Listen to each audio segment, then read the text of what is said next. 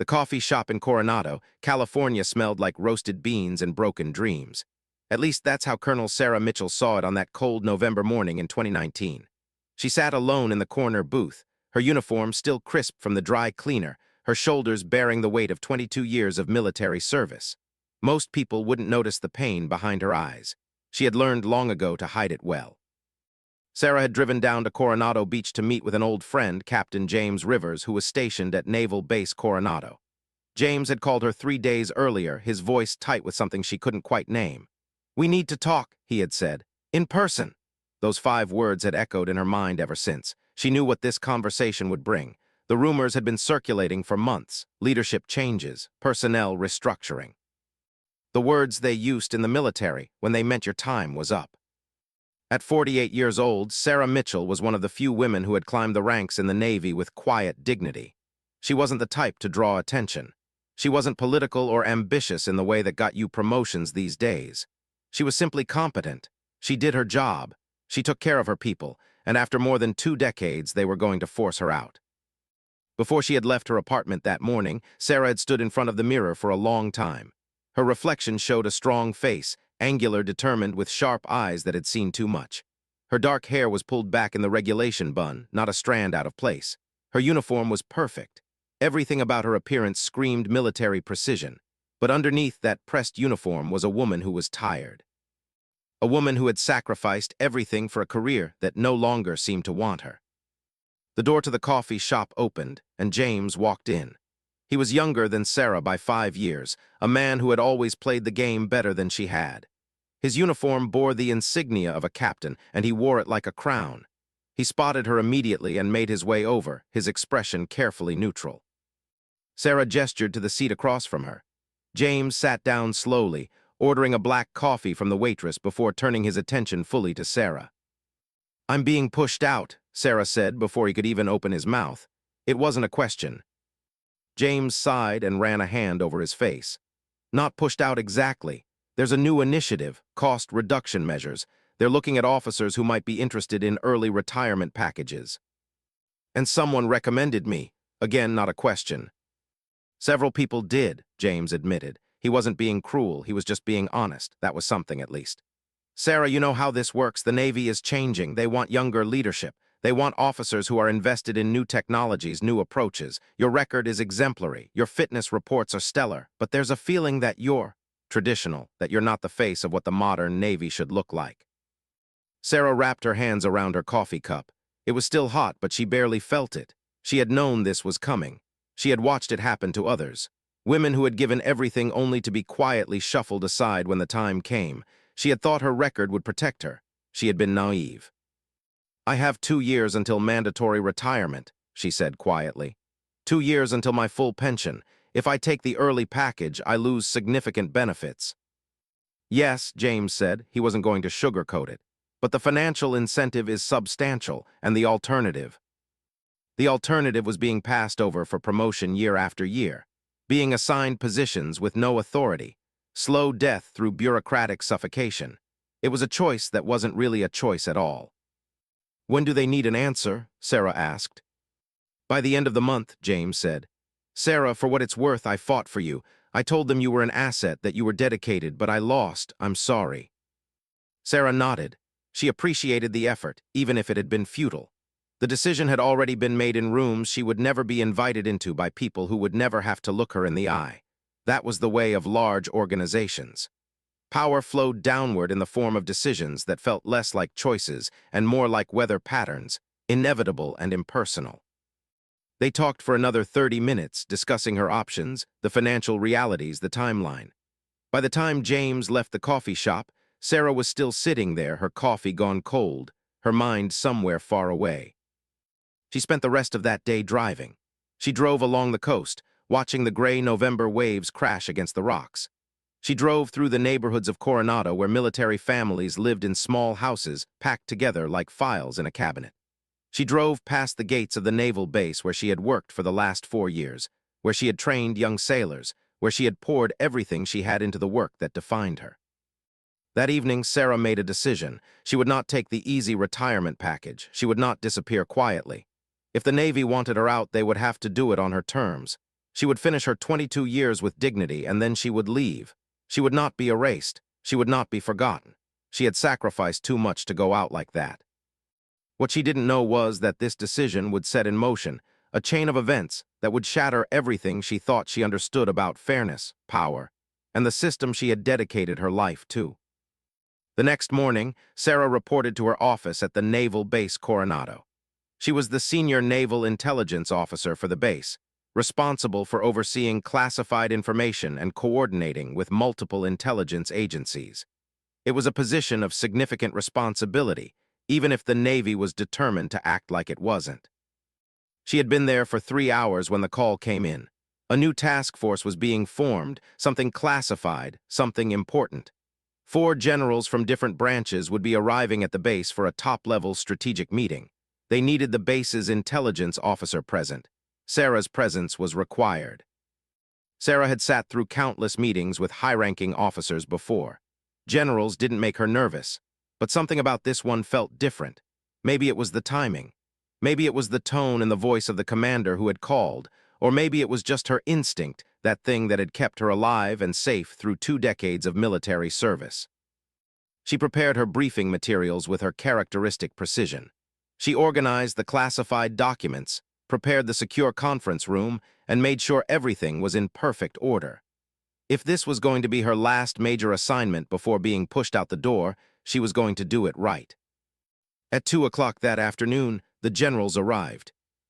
There was General Marcus Webb, commander of the Pacific Fleet. There was General Patricia Hoffman, head of Naval Intelligence Operations. There was General David Chen, commander of the Special Operations Division. And there was General Robert Bob Harriman, a living legend in the Navy SEAL community, a man who had founded more specialized training programs than anyone else in the modern military. Sarah stood at attention as they entered the conference room. She had briefed with generals before. She knew the protocol. She knew how to be invisible in the way that senior officers appreciated, present when needed, silent otherwise. It was General Harriman who broke protocol first. As the 4 generals were settling into their seats, he turned to Sarah with a grin. He was a big man, solid, with white hair and the kind of tan that came from a lifetime of outdoor operations. He had a reputation for being friendly, for being the kind of leader who didn't believe in standing on ceremony. "So, Colonel," he said, his voice booming in the quiet conference room, "what's your rank?" The other 3 generals looked up. Sarah felt their eyes on her. Harriman continued, his grin widening. "I'm just messing with you, of course. Obviously, you're a colonel. I just wanted to see if you'd break formation." He laughed, a big, genuine laugh. "You military intelligence types are so serious. We need to lighten up around here." Sarah felt her jaw tighten, but she kept her expression neutral. She had learned to do this 22 years ago on her first day of service. When someone made a joke at your expense, you smiled. You didn't create conflict. You didn't make waves. "Yes, Sir General," she said calmly. "I appreciate the humor, sir." The 4 generals exchanged glances. Harriman was already laughing, moving on to something else, settling into his seat. The other 3 generals also seemed to relax, to settle into their positions of authority. Sarah began the briefing. She presented the classified information with precision and clarity. She answered their questions with confidence. She guided them through the intelligence that needed to inform their strategic decisions. For the next 2 hours, Sarah was exactly what she had been trained to be, an officer who was competent, professional, and invisible. But as she left the conference room after the meeting concluded, she felt something inside her shift. It was a small thing, almost imperceptible, but it was there. A tiny spark of something that hadn't been lit in a long time, a refusal, quiet and determined. General Bob Harriman had asked her about her rank as a joke, as if her 2 decades of service, her expertise, her authority, could be reduced to the punchline of a casual laugh. And everyone had laughed, and she had stood there and let them. Sarah went home that night and did something she had not done in months. She took out the old file boxes she kept in her closet. Inside were documents, emails, incident reports, communications. They dated back 4 years to her arrival at this posting, and they told a story that no one had asked her to tell. The story of how she had discovered something she shouldn't have. Something that had been happening right under everyone's noses, something that reached all the way to the top of the command structure. The story of how she had quietly documented it, carefully reported it through proper channels, and watched nothing happen. The story of how the system had failed, and then tried to bury her for knowing about it. As Sarah looked through these documents in her small apartment in Coronado, she made a decision. General Bob Harriman had made a joke about her rank, but very soon, he and the 3 other generals in that conference room were going to learn exactly what her rank meant. She was going to show them that some people couldn't be pushed out quietly, some people couldn't be erased, some people, when backed into a corner, would fight back. The next morning, Sarah woke at 5:30, the same time she had woken every day for the past 22 years. Her apartment was small but meticulously organized. A single bedroom, a kitchen barely large enough for one person to move through, a living room with a single armchair and a bookshelf. She had never married. She had never had children. The military had been her family, and in return it had consumed her life completely. She made coffee in the same way she had made it for decades. Precisely measured grounds, water heated to exactly 180 degrees. Small acts of control in a life that increasingly felt out of control. As she sat in her single armchair, watching the sun begin to rise over Coronado, Sarah thought about General Harriman's joke. She thought about the way the other generals had laughed. She thought about the way she had stood there, dressed in her uniform, representing 2 decades of sacrifice, and been reduced to a supporting character in someone else's humor. But she didn't feel angry. Anger was a luxury she couldn't afford. What she felt was something colder and more precise: clarity. Sarah had joined the Navy at 26 years old. She had been working as a civilian intelligence analyst for the FBI, living a quiet life in a quiet suburb of Baltimore. She had been good at her work, but something had been missing. She had joined the military not out of patriotic fervor, though she loved her country. She had joined because she believed in structure, in purpose, in being part of something larger than herself. She had known from the first day that it would be harder for her than for the men around her. She was a woman in an organization that had not been built with women in mind. But she had also believed in the system. She had believed that if she worked hard enough, if she was competent enough, if she followed the rules and did her duty, she would be treated fairly. She had believed in justice. Over the past 4 years, that belief had been slowly eroding. Sarah pulled out her laptop and opened the folder she had created 4 years ago. She titled it Documentation and nothing more. Inside were hundreds of files. They detailed a pattern that had started small and had grown steadily larger, a pattern of classified information being shared with private military contractors, a pattern of money flowing in directions that didn't make sense, a pattern of people being reassigned when they asked questions, a pattern of silence. She had first noticed it by accident. She had been cross-referencing some intelligence reports when she noticed discrepancies. Information that had been classified as secret was showing up in reports filed by private contractors. How had they accessed it? Through what channels had this information been shared? Sarah had been too new to her position then, too eager to prove herself. She had simply asked questions. She had gone to her immediate supervisor, Captain Marcus Webb, who would later be promoted to general, and asked about the discrepancies. Captain Webb had listened to her carefully. He had thanked her for her diligence, and then he had closed the investigation before it had barely begun. Sometimes there's legitimate information sharing, he had told her, his voice calm and kind. With private contractors, we contract certain services. It's not unusual for them to have access to unclassified materials that touch on classified subjects. It's all above board. You're doing good work, Colonel Mitchell. Just focus on your current assignments. And Sarah had accepted that answer. She had been new to the position. Who was she to question the people above her? But then it happened again. A different pattern, a different set of discrepancies. This time Sarah had been more careful. She had not gone to anyone. She had simply documented what she found. She had created a careful record. Over the next 4 years, the patterns had continued to emerge. Money that couldn't be traced. Information that shouldn't have been available to the people who had it. Transfers of equipment that didn't match any official records. Meetings that happened without being logged. Conversations that were quickly shut down when she entered a room. Sarah had reported her findings through the proper channels twice more. Both times she had been assured that everything was being looked into. Both times nothing had happened, and both times, shortly after her reports, she had been subtly punished. Her responsibilities had been reduced. She had been passed over for advancement. She had been isolated. The system had not rewarded her honesty. The system had punished it. Now, 4 years later, with her career ending and nothing to lose, Sarah finally understood what she had been too naive to see before. The system wasn't broken. The system was working exactly as it was designed to work. It was designed to protect people like Captain Webb, who was now General Webb. It was designed to silence people like Sarah Mitchell. She spent the day organizing her documentation. She created timelines. She cross-referenced information. She organized it in a way that would be clear and undeniable even to someone who didn't want to see it. By evening, she had created something powerful, a complete picture of corruption that reached from the private contractors all the way up to the highest levels of the Navy's command structure at the Pacific base. Sarah knew she couldn't simply hand this over to the authorities. She had already reported through proper channels. Proper channels had failed. She needed a different approach. She needed leverage. She spent the next week carefully researching the 4 generals who had sat in that conference room. She pulled their records, their histories, their connections. She looked at who they owed favors to and who owed them favors.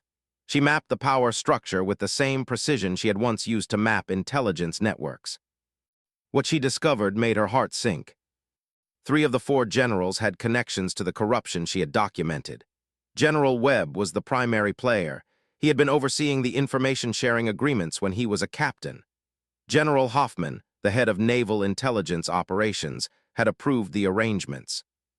General Chen had received special equipment from the private contractors for his Special Operations Division, equipment that had been logged as coming from naval resources, but that had actually been funneled through the contractors.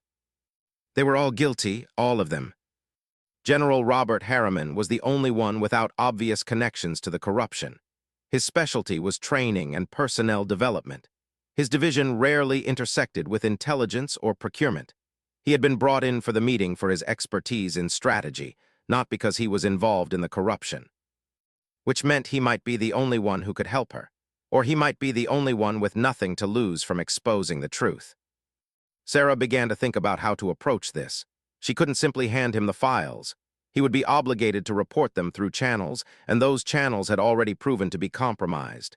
She needed him to understand the situation. She needed him to understand what he had been sitting in a room with. And she needed him to understand that the system he believed in was broken.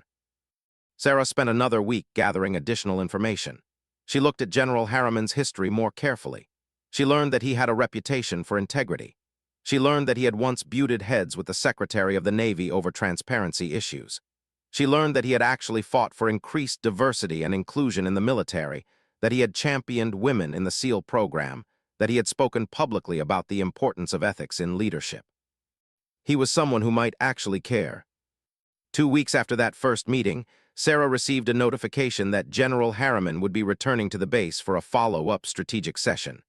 This time, there would be only one general, just Harriman, for a specialized briefing on training protocols and personnel development. Sarah requested to be included in the meeting. Her request was approved without hesitation. Of course, the base's intelligence officer would brief the general on relevant intelligence matters. It was routine. On the morning of the meeting, Sarah arrived at the secure conference room early. She had the room set up perfectly, the way it was always set up. But this time she had something additional prepared. A single file folder, classified as top secret, containing documentation of the corruption she had discovered. Sarah knew she was taking a massive risk. If Harriman was involved, if he went to Webb or Hoffman or Chen, she would be destroyed. They would have her arrested for removing classified material, for attempting to extort a general, for any number of crimes they could dream up. But she was already being pushed out. She was already losing her career. What did she have to lose? General Harriman arrived at 9 o'clock sharp. He was alone. He came into the conference room with that same confident bearing, that same easy authority. He was not a man who seemed to carry the weight of corruption, but Sarah had learned that corruption rarely looked like anything other than ordinariness. That was its power. "Colonel Mitchell," he said warmly, "good to see you again. I hope you prepared some of those brilliant briefings for me. You impressed me last time, you know. Most officers just recite what's on their briefing slides. You actually understood the material." It was a small compliment, but it landed harder than Sarah expected. When was the last time someone had genuinely complimented her work? When was the last time she had been seen as competent rather than as someone to be discarded? "Thank you, General," she said. "I do have a briefing for you today, but I'd like to start with something else if I may." Harriman settled into his seat. "Of course, what is it?" Sarah took a breath. This was the moment. This was where she either stepped forward or stepped back. She thought about General Harriman's joke about her rank. She thought about standing there in her uniform while he laughed. She thought about 22 years of service and being told it meant nothing. She opened the folder and slid it across the table. "Sir," she said quietly, "I need to tell you something about the generals you were sitting with in that last meeting. And I need you to listen with an open mind, because if you don't, I'm finished. My career is over, and I'll probably be prosecuted for sharing classified material. But I believe you need to know what's been happening." General Harriman's expression changed immediately. His casual friendliness was replaced by the focused attention of a man who had spent his entire life reading situations. He picked up the folder and opened it. General Robert Harriman sat in silence for 45 minutes, reading through Sarah's documentation without interruption. Sarah sat across from him, her hands folded on the table, watching his face as it moved through a series of emotions: confusion, skepticism, concern, and finally anger. When he closed the folder, his jaw was tight. He looked at Sarah with new eyes. "How long have you known about this?" he asked quietly. "4 years," Sarah said, "since I arrived at this base." "Why didn't you report it?" "I did," Sarah said, 3 separate times. The first time was to Captain Webb before he was promoted to general. The second was through the formal channels 6 months later. The third was a written report to the Inspector General 18 months ago. Nothing happened. Harriman stood up and walked to the window. The base spread out below them, orderly and controlled, a perfect representation of military precision. A machine designed to work without question. "Walk me through it," he said without turning around. "From the beginning, not the documentation. Tell me in your own words what you discovered." So Sarah told him. She told him about the discrepancies in information sharing. She told him about the equipment that didn't match official records. She told him about the conversations she had overheard that didn't add up. She told him about how she had documented everything carefully, how she had tried to work through the system, how the system had failed. As she spoke, she felt something shift inside her. For 4 years, she had carried this knowledge alone. She had documented it carefully, but she had not spoken about it with another human being. Speaking about it now, to someone with the power to actually do something about it, felt like putting down a burden she had been carrying for so long that she had almost forgotten it was there. When she finished, Harriman turned back from the window. "The private contractors," he said, "tell me their names." Sarah pulled out a secondary document. She had compiled a complete list of all the private military contractors who seemed to be involved in the information sharing. The list was long. Harriman studied it. His expression grew darker. "I know some of these names," he said. "They're connected to some very powerful people, very wealthy people, the kind of people who have influence that extends far beyond the military." He looked at Sarah. "You understand what you're telling me, right? You're not just saying that a few officers made some mistakes. You're saying there's a systematic operation being run through military channels for profit." "Yes," Sarah said simply. "And the 3 generals in that meeting are all involved," Sarah confirmed. "To varying degrees, but all involved." Harriman sat back down. He picked up the folder again and reopened it. "Show me the specific evidence on each of them." Sarah moved around the table and stood beside him, pointing to the documentation as she explained. General Webb had been the architect of the arrangement. He had created the system by which information could be shared with the contractors and logged in a way that made it appear to be legitimate information exchange. General Hoffman had approved and facilitated the arrangements through her position in intelligence operations.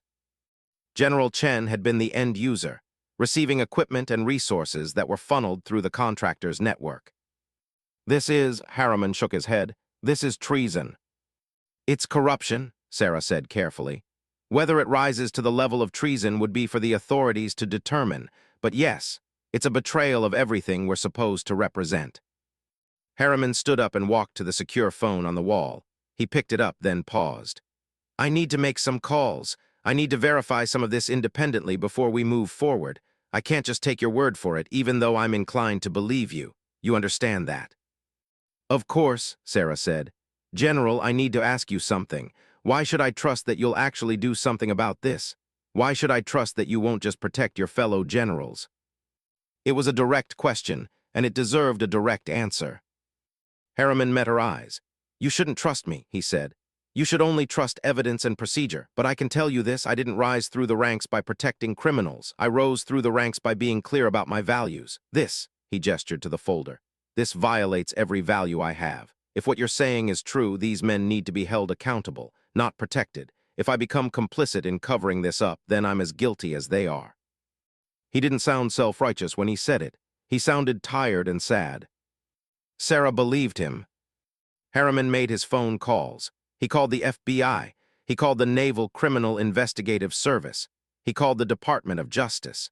He made each call from the secure phone in the conference room with Sarah present. He didn't go into details over the phone, but he made it clear that there was a matter that needed immediate investigation at the highest levels. Then he called 3 other generals, officers he trusted, officers who were not connected to this base or to the web of corruption Sarah had uncovered. He briefed them on the situation. His voice was calm and professional as he explained what was being alleged, who was involved, and why it mattered. By 1 o'clock that afternoon, the base was beginning to buzz with unusual activity. Investigators arrived, quiet and professional. Secure areas were established. Questions began to be asked. Sarah was not questioned during those first hours. She simply went about her work as if nothing had changed. But everything had changed. At 4 o'clock, she received a summons. She was to go to the base commander's office immediately. Her heart began to race. She had known this moment would come. This was the moment when everything became real, when her act of whistleblowing transformed from abstract concept to actual consequence. The base commander, Admiral Patricia Gonzalez, was a woman in her 60s with kind eyes and a distinguished record. She had always treated Sarah with respect. Sarah sat in the chair in front of Admiral Gonzalez's desk. The Admiral didn't sit behind her desk. Instead, she came around and sat in a chair beside Sarah. I've been briefed on your situation, Admiral Gonzalez said quietly. General Harriman made a full report about your documentation and your concerns. I want you to know that I take this very seriously, and I believe you. But I also need to understand your position. You're claiming that 3 of the most senior officers on the Pacific base have engaged in criminal activity. You understand the scope of what you're saying. Yes, ma'am, Sarah said. I do understand. And you're prepared to testify to this, to go on record, to potentially face retaliation from very powerful people. Sarah thought about her apartment. She thought about her 22 years of service. She thought about the coffee with James, about the early retirement package, about being pushed out quietly and forgotten. Yes, ma'am, she said, I am. Admiral Gonzalez nodded slowly. General Harriman also informed me that you were being encouraged to take an early retirement package. Is that correct? Yes, ma'am. That will not happen, Admiral Gonzalez said firmly. As of now, you are under the direct protection of this office. Any retaliation against you, any attempts to isolate you or punish you for your whistleblowing will be dealt with severely. You have my word. Sarah felt something break inside her chest, not in a bad way, in a way that felt like finally being able to breathe after holding her breath for years. Over the next 2 weeks, the investigation moved quickly. Sarah was interviewed extensively by the FBI and the Naval Criminal Investigative Service. She provided copies of all her documentation. She walked investigators through each piece of evidence, each discrepancy, each conversation she had documented. The 3 generals, Webb, Hoffman, and Chen, were quietly removed from their positions while the investigation proceeded. They were not arrested, not immediately, but their access to classified information was revoked. Their commands were transferred to other officers. They were, in effect, frozen out of the system while the machinery of justice ground slowly forward. In the public sphere, there were no announcements. The military kept its internal crises private. But within the base, rumors spread. People whispered about corruption at the highest levels. Some officers defended the accused generals. Others nodded knowingly, saying they had always suspected something was wrong. Sarah found herself becoming something she had never been, visible. Officers who had previously ignored her began to speak to her. Younger female officers began to reach out, saying that what she had done mattered, that it gave them hope that the system might actually work. She also found herself targeted in ways she hadn't anticipated. Someone started a whisper campaign, suggesting that she had fabricated evidence to advance her own career. Someone else suggested that she was unstable, that her allegations were the product of a mind deteriorating due to stress. The accusations had no basis in fact, but they spread anyway, because this was how the system protected itself when individuals within it threatened its structure. But Sarah had General Harriman now. She had Admiral Gonzalez. She had the FBI and the NCIS. The system that had tried to silence her had been overruled by other parts of the system that still believed in truth. 3 weeks after her meeting with General Harriman, she received an official letter. It informed her that she had been recommended for a commendation. She had demonstrated exceptional courage and integrity in reporting serious allegations through appropriate channels, and had contributed to the maintenance of the security and credibility of the military. It was not an apology, it was not justice, but it was something. Sarah sat in her apartment that evening, holding the letter in her hands. She thought about the morning she had met with James in the coffee shop, when she thought her career was ending. She thought about that moment of clarity when she had decided she would not go quietly. She thought about General Harriman making his joke about her rank, about the sting of that moment, about how it had crystallized something inside her. The truth was, her rank had always been there. She had always been a colonel. She had always had the authority and the responsibility that came with that position. She had simply forgotten for a moment what that meant. Now, as the investigation continued forward and the machinery of justice continued to turn, Sarah began to understand something else. Power was not something that was given to you by other people. It was something you claimed for yourself. The investigation into the corruption at Naval Base Coronado became the most significant military scandal in a decade. What had started as Sarah's quiet documentation had exploded into a full federal investigation that reached far beyond the base, far beyond the Pacific Fleet, reaching up into the highest levels of the Pentagon and down into multiple private military contractors. The evidence was damning. Over $2 million had been diverted through the contractors into private accounts. Equipment that should have been inventoried and stored had been sold to foreign military entities. Classified information had been shared with private corporations that had no legitimate need for it. The scope of the corruption was breathtaking. And Sarah Mitchell, the woman who had been told she was no longer needed, had become the central witness. The pressure began subtly at first. There were the whisper campaigns which she had anticipated, but there was also something more calculated. Investigators from the FBI and NCIS began to scrutinize Sarah's own record with unusual intensity. They looked for discrepancies, for mistakes, for any reason to question her credibility. Sarah understood what was happening. The attorneys for the accused generals were preparing their defense. One of their strategies would be to attack the witness, to suggest that Sarah had made errors, that her documentation was sloppy, that she had a personal vendetta. So Sarah found herself working with lawyers as much as she was working with investigators. She went over her evidence line by line, prepared herself for depositions, learned the language of legal proceedings. She took leave from her base position and devoted herself entirely to this process. 2 months after her initial meeting with General Harriman, Sarah received notice that she would be required to testify before a military tribunal. The 3 accused generals, Webb, Hoffman, and Chen, would have the opportunity to cross-examine her. It would be brutal. Sarah prepared for months. She worked with lawyers who had been assigned to represent her as a whistleblower. She reviewed her documentation until she could recite it in her sleep. She practiced maintaining her composure under aggressive questioning. But no amount of preparation could have readied her for the day she walked into that tribunal room. The military tribunal was held in Washington, D.C., in a secure facility that few civilians ever saw. The room was austere and imposing. A panel of 5 senior officers served as judges. The accused generals sat on one side of the room, their expensive attorneys beside them. Sarah sat across from them, alone except for her military advocate. General Webb had always been handsome in an ordinary sort of way, with the kind of charisma that made people want to trust him. As Sarah took her place, he looked at her with an expression of wounded betrayal, as if she had been the one to commit treason against him, rather than the other way around. General Hoffman maintained a rigid posture, her face giving nothing away.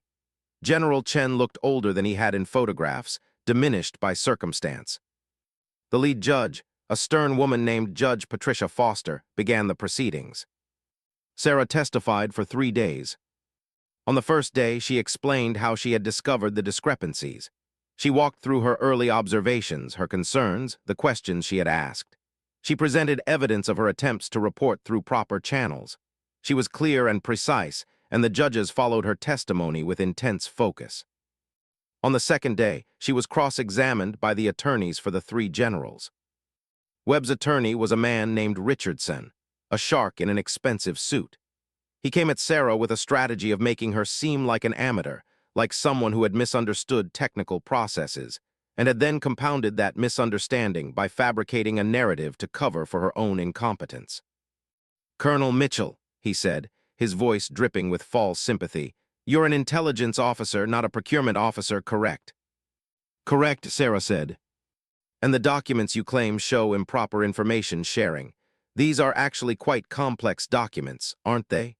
It's possible that a procurement officer would understand them differently than you have."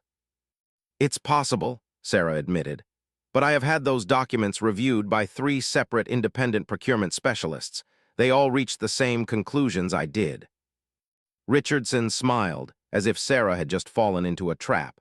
"You hired specialists to interpret documents? You didn't wait for official investigators." "I reported through official channels first," Sarah said. "I was told nothing was wrong. I felt I had a responsibility to verify my concerns independently." "And in your role as an intelligence officer, you had access to materials that allowed you to make these independent verifications." "No," Sarah said. "I used publicly available information. Any citizen could have done what I did."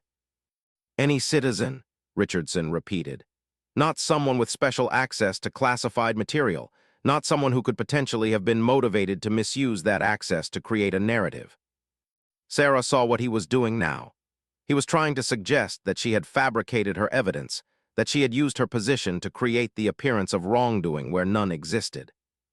"I didn't misuse anything," Sarah said firmly. "All of my documentation uses only information that I was authorized to access in my position as the senior naval intelligence officer.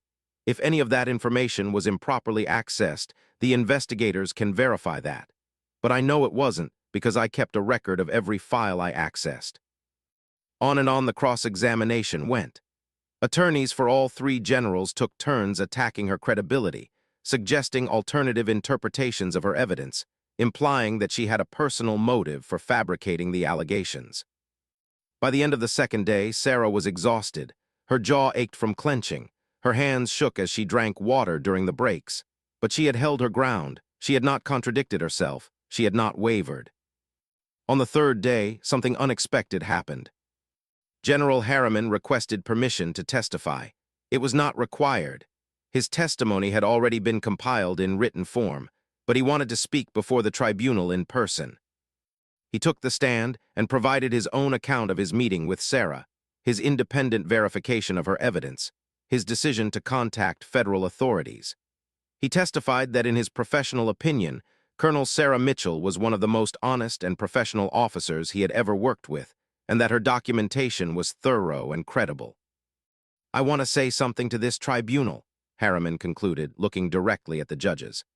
"Colonel Mitchell came to me with information that damaged her career, that put her at risk, that had already resulted in her being forced out of her position.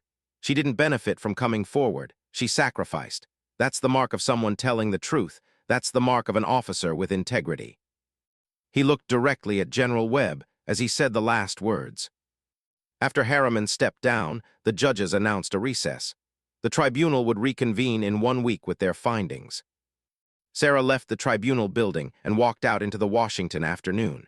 It was late October, and the trees were turning golden. The city moved around her with its usual busy indifference. Millions of people going about their lives, most of them unaware that the military they relied on to protect them had just been exposed as corrupted at the highest levels.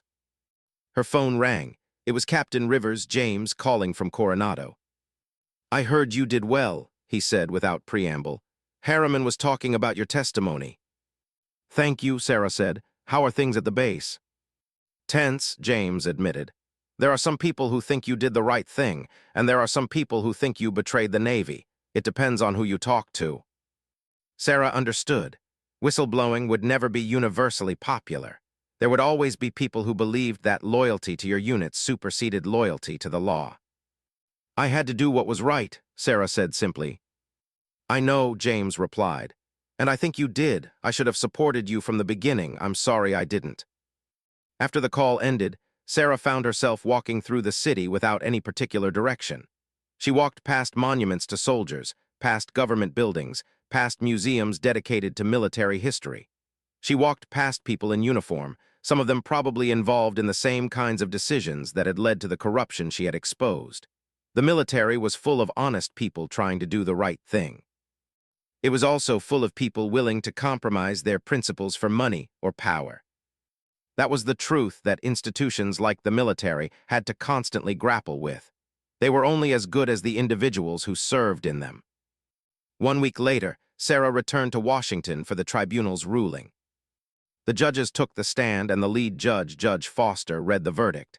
It took an hour to read through the findings. The evidence was clear. The documentation was irrefutable. The 3 generals were guilty of corruption, fraud, and misuse of military resources. General Marcus Webb would be dishonorably discharged from the military and faced criminal charges that could result in up to 15 years in prison. General Patricia Hoffman would be dishonorably discharged and faced similar criminal charges. General David Chen would be dishonorably discharged and faced slightly reduced charges due to his lesser level of involvement. All 3 would forfeit their military pensions. All 3 would be required to repay the money that had been improperly diverted through the contractors. All 3 would be permanently barred from holding any federal position. As the judges read through the verdict, Sarah watched the faces of the 3 men who had once seemed so powerful. General Webb's jaw was clenched, his eyes furious. General Hoffman sat rigidly, her face pale. General Chen looked like a man whose entire world had just crumbled. They had believed they were untouchable. They had believed that power would protect them. They had believed that people like Sarah would fall into line and remain silent. The scandal made national headlines. Military corruption at the highest level was not something the Pentagon could keep quiet. The arrests of 3 generals, the revelation of millions of dollars in diverted funds, the testimony of Colonel Sarah Mitchell, it all came pouring out into the public sphere. Sarah found herself doing something she had never wanted to do, being interviewed by news media. She did 3 television interviews and sat for a profile in a major magazine. She was careful with her words, professional, making sure that the focus remained on the corruption itself rather than on her as a person. But the public made her into something she hadn't chosen to be, a hero. Articles called her the general who stood against the system. Editorials praised her courage. She received letters from military families thanking her for standing up for what was right. It was uncomfortable in a way she couldn't quite articulate. Sarah had not wanted to be a whistleblower. She had not wanted to be famous. She had simply wanted to do her job and be treated fairly. But she had gotten neither of those things, so she had done this instead. 2 months after the tribunal verdict, Sarah received an official summons to the Pentagon. She was to receive a presidential commendation, the highest honor the military could award to an officer for service in exceptional circumstances. The ceremony was scheduled for a Friday afternoon in January. Sarah drove from Coronado to Washington, the same drive she had made multiple times over the past 6 months.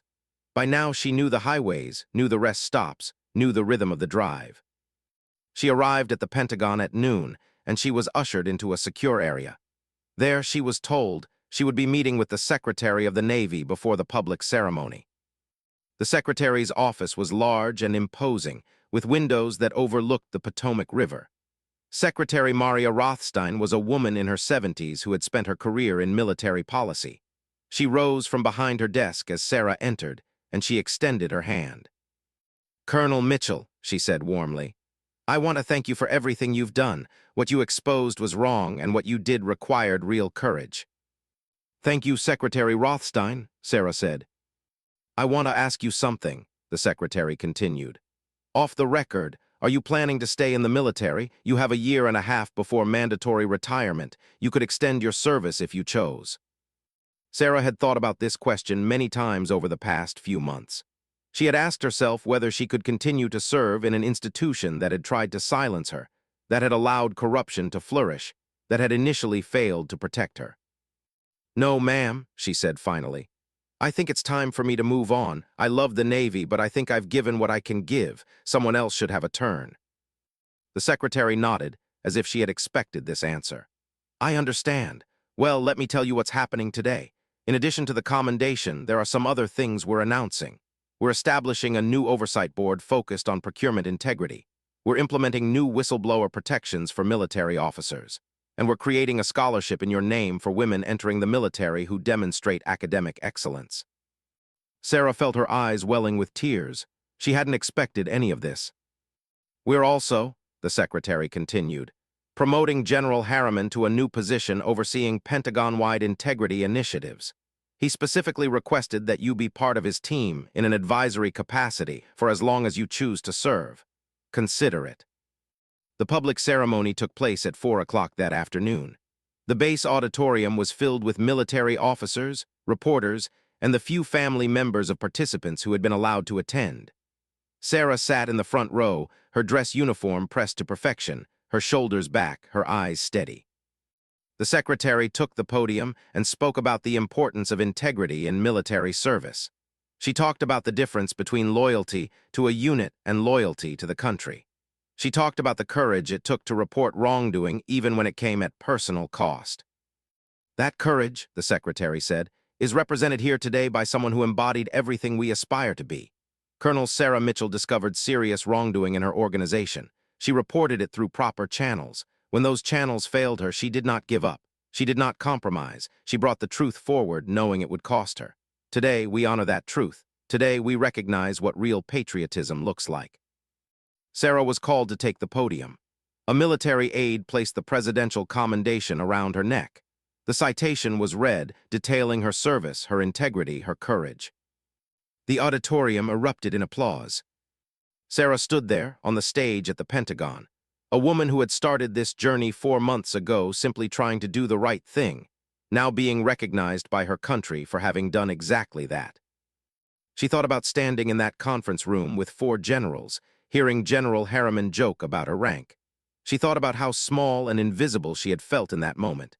She thought about how she had nearly accepted the early retirement package, how she had nearly allowed herself to be erased quietly. She thought about every woman who had been told she didn't belong, that she didn't matter, that her voice wasn't worth listening to. The applause continued. Officers stood saluting her. The cameras flashed. The reporters took photographs for the evening news. When Sarah stepped back from the podium, General Harriman was waiting to shake her hand. He smiled at her with genuine warmth. "You did it," he said quietly so only she could hear. "You actually did it." "We did," Sarah corrected him. "I couldn't have done this alone." "True," Harriman said, "but you started it, and that matters."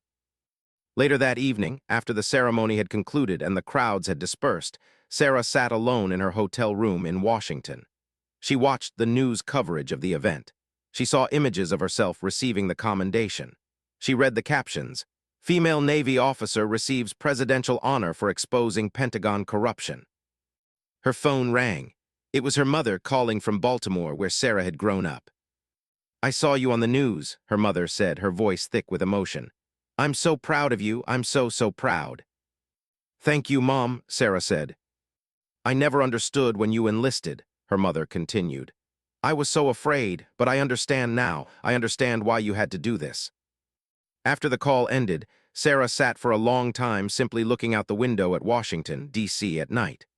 The monuments lit up, the government buildings dark and silent, the city that controlled so much and understood so little. She thought about the 3 generals who had been disgraced.